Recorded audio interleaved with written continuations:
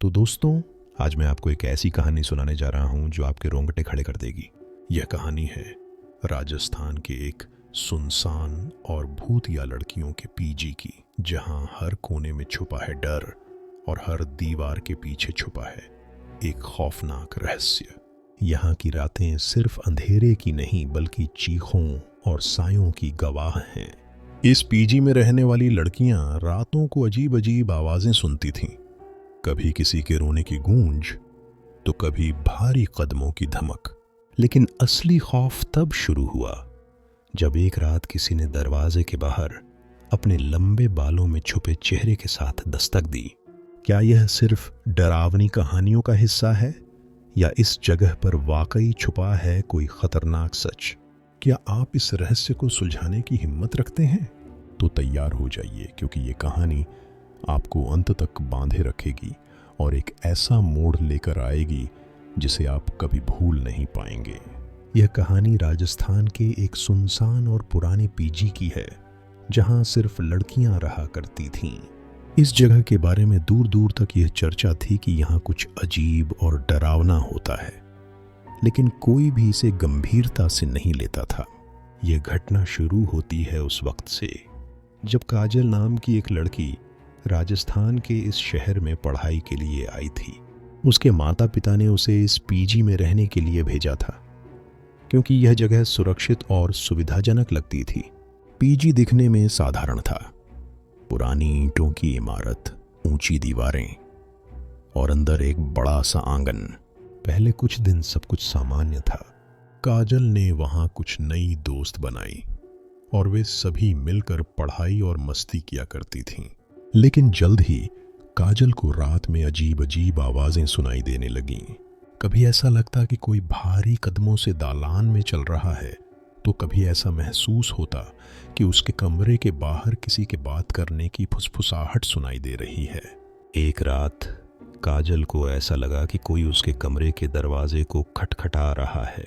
उसने डरते डरते दरवाजा खोला, लेकिन बाहर कोई नहीं था। यह घटना उसके साथ बार बार होने लगी। उसने अपनी दोस्त मनीषा को बताया, लेकिन मनीषा ने इसे उसका वहम समझकर हंसी में टाल दिया। कुछ ही दिनों बाद मनीषा के साथ भी अजीब घटनाएं होने लगीं। एक रात जब वह अपने कमरे में सो रही थी, तो उसे लगा कि कोई उसके बाल खींच रहा है। वह घबरा कर उठी, लेकिन कमरे में कोई नहीं था। अगले दिन उसने देखा कि उसके कमरे की दीवारों पर अजीब अजीब निशान बने हुए हैं, जैसे किसी ने नाखूनों से खरोंचा हो। जैसे जैसे दिन बीतते गए, इन घटनाओं की संख्या बढ़ने लगी। पूरे पीजी में लड़कियां अब डर के साए में रहने लगीं। सबने महसूस किया कि चौथी मंजिल के पास जाने पर अजीब सी ठंडक महसूस होती थी और वहां से किसी औरत के रोने की आवाज सुनाई देती थी। वार्डन, जो इस पीजी की देखभाल करती थी, उसने लड़कियों को इन घटनाओं के बारे में कुछ भी बताने से मना कर दिया। लेकिन लड़कियों को यह पता चल गया था कि कुछ बहुत गलत हो रहा है। एक रात काजल और उसकी कुछ दोस्तों ने हिम्मत जुटाई और चौथी मंजिल पर जाने का फैसला किया। जैसे ही वे सीढ़ियां चढ़ने लगीं, उन्हें महसूस हुआ कि हवा ठंडी होती जा रही है। वहां अजीब सी बदबू भी आ रही थी। चौथी मंजिल पर पहुंचकर उन्होंने देखा कि एक दरवाजा थोड़ा सा खुला हुआ था। वह दरवाजा उस कमरे का था जिसे हमेशा बंद रखा जाता था। लड़कियों ने जैसे ही दरवाजा खोला, अंदर का नजारा देखकर उनके रोंगटे खड़े हो गए। कमरे के बीचों बीच एक पुराना लकड़ी का पलंग रखा था, जिस पर धूल जमी हुई थी। दीवारों पर अजीब अजीब चित्र और निशान बने हुए थे। ऐसा लग रहा था जैसे यहाँ किसी ने कोई काला जादू किया हो। तभी अचानक कमरे में रखे आईने में हलचल होने लगी। लड़कियों ने देखा कि आईने में एक औरत की परछाई दिखाई दे रही थी। वह औरत सफेद साड़ी में थी और उसके लंबे बाल उसके चेहरे को ढके हुए थे। जैसे ही लड़कियां पलटीं, उन्होंने देखा कि वही परछाई अब उनके सामने खड़ी थी। यह देखते ही लड़कियां डर के मारे चिल्लाने लगीं और भागने की कोशिश करने लगीं, लेकिन उनके पैरों में जैसे किसी ने जकड़ लिया हो। उनके सामने वह औरत धीरे धीरे आगे बढ़ने लगी। उसकी आंखें खून जैसी लाल थीं और उसके होंठों से अजीब सी आवाजें निकल रही थीं। यह दृश्य इतना खौफनाक था कि लड़कियों ने किसी तरह अपनी पूरी ताकत लगाकर खुद को छुड़ाया और सीढ़ियों से नीचे भागीं। वे लड़खड़ाते हुए पीजी के मुख्य दरवाजे तक पहुंचीं और बाहर निकल गईं। लेकिन इस खौफनाक घटना ने उनके दिलों में डर की ऐसी छाप छोड़ दी जिसे वे कभी मिटा नहीं सकीं। उस रात के बाद काजल और उसकी सहेलियां पीजी छोड़ने का फैसला कर चुकी थीं। लेकिन सुबह होने पर उन्हें वार्डन ने रोक लिया। मिसेज शर्मा ने कहा, यह सब तुम्हारे डर का परिणाम है। यहां से जाने की कोई जरूरत नहीं, मैं सब संभाल लूंगी। उनकी आवाज में आत्मविश्वास था, लेकिन उनकी आंखों में छिपा डर साफ नजर आ रहा था। हालांकि लड़कियां अब वार्डन की बातों पर भरोसा नहीं कर रही थीं, उन्होंने खुद सच का पता लगाने का फैसला किया। उनमें से एक, रिया, ने शहर के एक पुराने पुस्तकालय में जाकर इस पीजी के इतिहास के बारे में जानकारी जुटाने की कोशिश की। रिया ने पुस्तकालय में खोजते हुए एक पुरानी किताब पाई जिसमें स्थानीय भूतिया जगहों के बारे में लिखा था। उसे पता चला कि जिस जगह पर यह पीजी बना है वह पहले एक हवेली हुआ करती थी।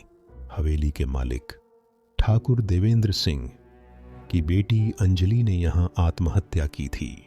कहा जाता है कि अंजलि को किसी ने जहर देकर मारा था और उसकी आत्मा आज भी इस जगह पर भटकती है। यह सुनकर रिया हैरान रह गई। उसने बाकी लड़कियों को यह सब बताया। सबने तय किया कि इस रहस्य को और गहराई से समझने के लिए उन्हें उसी कमरे में वापस जाना होगा जहां उन्होंने वह औरत देखी थी। अगली रात डर के बावजूद काजल, रिया और उनकी 3 सहेलियां चौथी मंजिल के उस कमरे में गईं। इस बार वे कुछ तैयारी करके आई थीं। हाथ में टॉर्च, माचिस और एक पवित्र पुस्तक। उन्होंने तय किया कि जो भी हो इस बार भागेंगी नहीं। जैसे ही वे कमरे में दाखिल हुईं, कमरे की हवा अचानक ठंडी हो गई। दरवाजा अपने आप बंद हो गया। अंदर का माहौल और भी डरावना था। दीवारों पर अजीब तरह के खून जैसे धब्बे नजर आ रहे थे। रिया ने कमरे के कोने में एक पुरानी संदूक देखी। संदूक पर जंग लगी हुई थी और उस पर एक ताला था। रिया ने माचिस से ताले को तोड़ने की कोशिश की। जैसे ही संदूक का ढक्कन खुला, एक भयंकर चीख पूरे कमरे में गूंज उठी। संदूक के अंदर एक पुराना कागज और कुछ अजीब सी चीजें थीं। एक सफेद साड़ी, एक टूटी हुई चूड़ियों का गुच्छा और अंजलि की तस्वीर। उस कागज पर खून से लिखा हुआ था, मुझे न्याय चाहिए। इतना पढ़ते ही कमरे की खिड़कियां जोर से खुल गईं और हवा तेज चलने लगी। टॉर्च की रोशनी बार बार बंद हो रही थी। तभी काजल ने देखा कि वही सफेद साड़ी पहने औरत ठीक उनके सामने खड़ी थी। इस बार वह और भी गुस्से में लग रही थी। उसकी लाल आंखें लड़कियों को सीधे घूर रही थीं। औरत ने धीरे धीरे अपनी उंगली से कमरे के एक कोने की ओर इशारा किया। लड़कियां घबराई हुई थीं, लेकिन रिया ने हिम्मत जुटाकर उस कोने में जाकर देखा।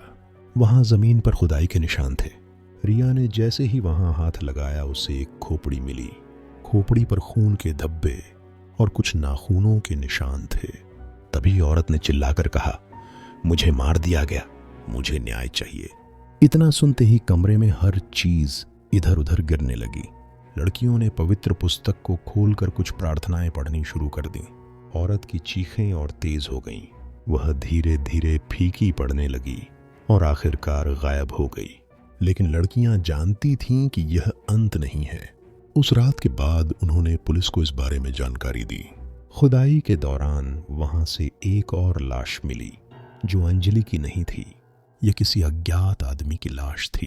अब यह सवाल उठता है कि अंजलि के साथ क्या हुआ था और वह आदमी कौन था? क्या सच में यह आत्मा का बदला था या किसी के अपराध का पर्दाफाश? उस घटना के बाद पुलिस ने पीजी को सील कर दिया था। लड़कियों को तुरंत दूसरी जगह शिफ्ट कर दिया गया। लेकिन काजल, रिया और उनकी सहेलियां जानती थीं कि मामला अभी खत्म नहीं हुआ है।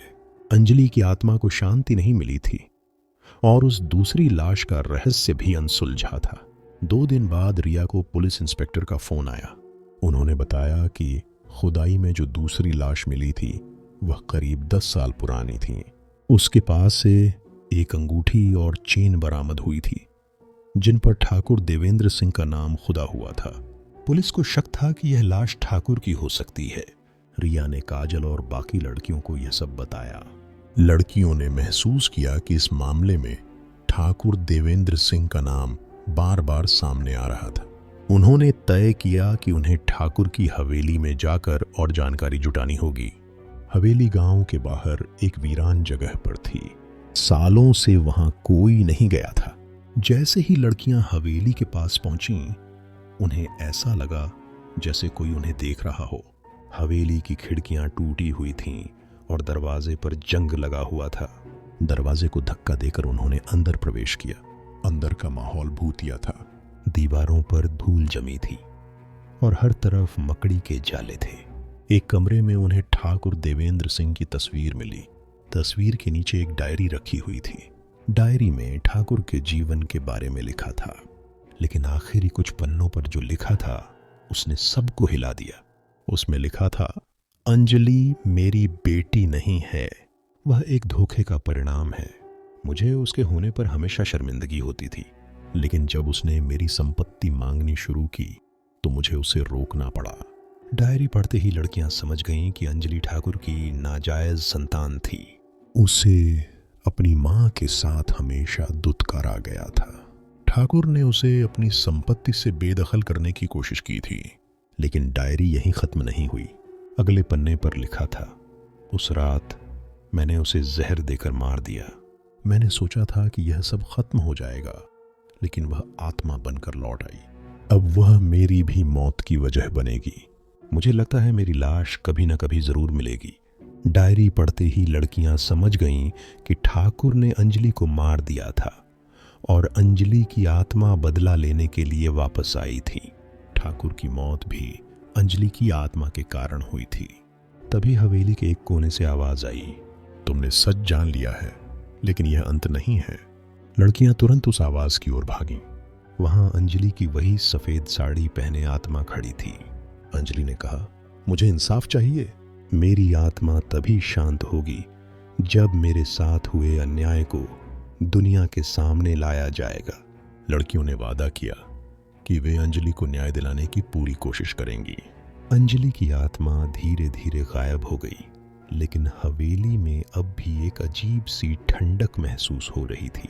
अगले दिन लड़कियों ने सारी जानकारी पुलिस को दी। पुलिस ने ठाकुर के नाम पर कई अपराधों की फाइलें फिर से खोलीं। यह मामला अखबारों में छा गया और अंजलि के साथ हुए अन्याय के बारे में सबको पता चला। कुछ दिनों बाद काजल को एक सपना आया। उसने देखा कि अंजलि मुस्कुरा रही है और कह रही है, अब मैं आजाद हूं, धन्यवाद। इसके बाद पीजी और हवेली दोनों को हमेशा के लिए बंद कर दिया गया, लेकिन इस घटना ने लड़कियों को हमेशा के लिए बदल दिया। उन्होंने महसूस किया कि सच और न्याय के लिए खड़े होना ही सच्ची मानवता है। और इस तरह इस खौफनाक रहस्य का पर्दा उठता है। लेकिन क्या सच में अंजलि की आत्मा को शांति मिल गई? क्या हवेली और पीजी अब भी सुरक्षित हैं, या वहां कुछ और भी है जो हमें नहीं पता? यह सवाल हमेशा हमारे दिमाग में घूमते रहेंगे, क्योंकि कुछ रहस्यों का खुलासा कभी पूरी तरह से नहीं होता। हो सकता है कि कोई और आत्मा आज भी उस हवेली में भटक रही हो, या हो सकता है कि अंजलि की आत्मा को मिलने वाला न्याय एक और खौफनाक घटना की शुरुआत हो। आपके अंदर जो भी सवाल हैं, शायद उन सवालों के जवाब इस कहानी में कहीं छिपे होंगे। क्या आप इस रहस्य को पूरी तरह से जानने की हिम्मत रखते हैं? अगर आपको हमारी कहानी पसंद आई हो तो लाइक करें, शेयर करें और ऐसे और खौफनाक घटनाओं के लिए हमारे चैनल हॉरर राहुल को सब्सक्राइब करें।